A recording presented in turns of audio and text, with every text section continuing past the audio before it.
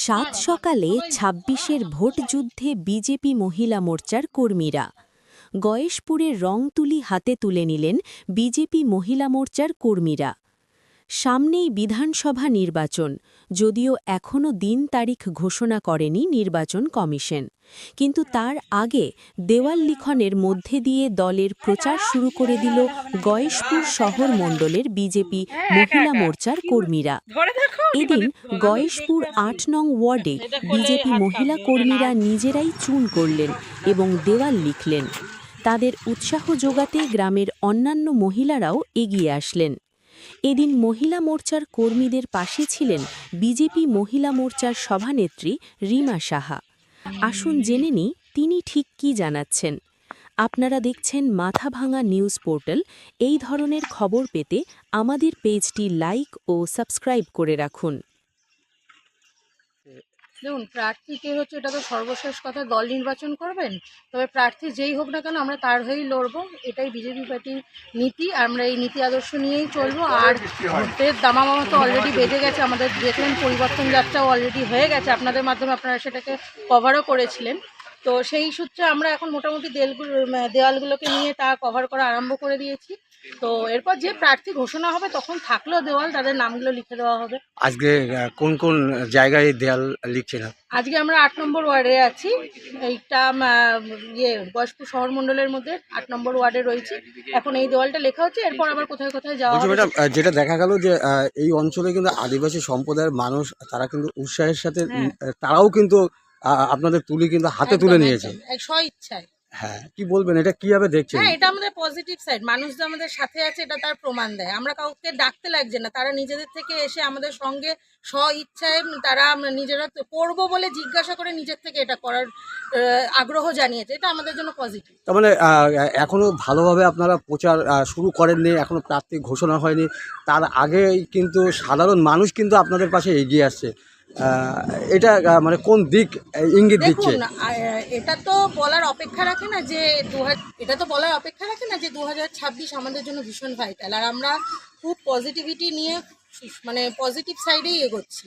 এটা সাধারণ মানুষ জেনে গেছে। আর আমাদের বিশাল সংখ্যাগরিষ্ঠতার সাথে আমরা ক্ষমতায় আসবো এই আশা আমরা রাখছি। আর সেই ভাইবস অলরেডি চলছে।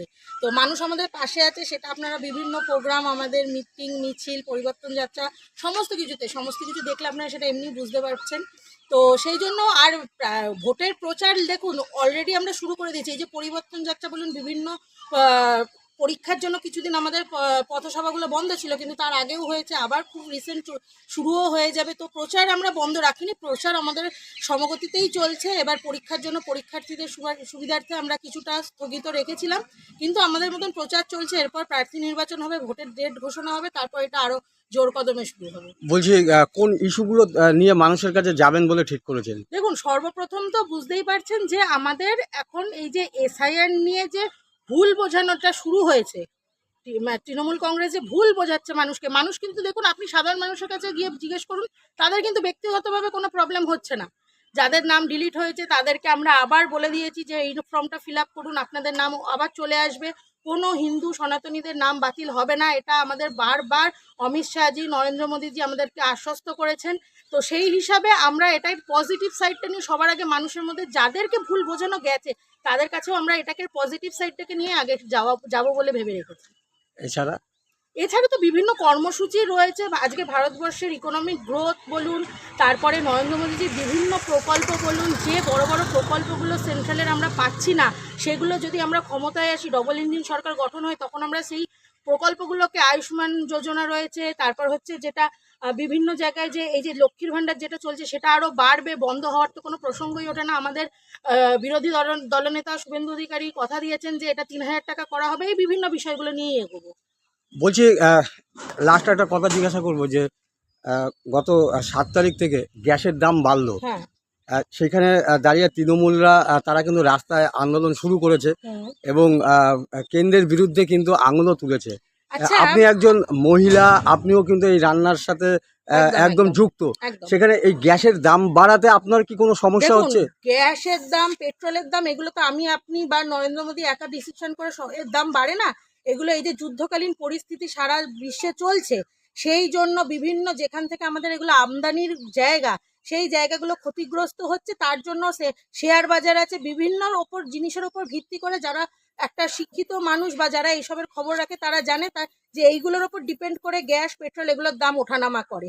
তো এগুলো যেমন বেড়েছে, আবার আমরা আমাদের প্রধানমন্ত্রীর উপর পূর্ণ আস্থা রাখছি যে কিছুদিনের মধ্যেই আমরা এই পরিস্থিতিটাকে সামলে উঠবো আর এটা আবার যথার্থ জায়গায় চলে আসবে।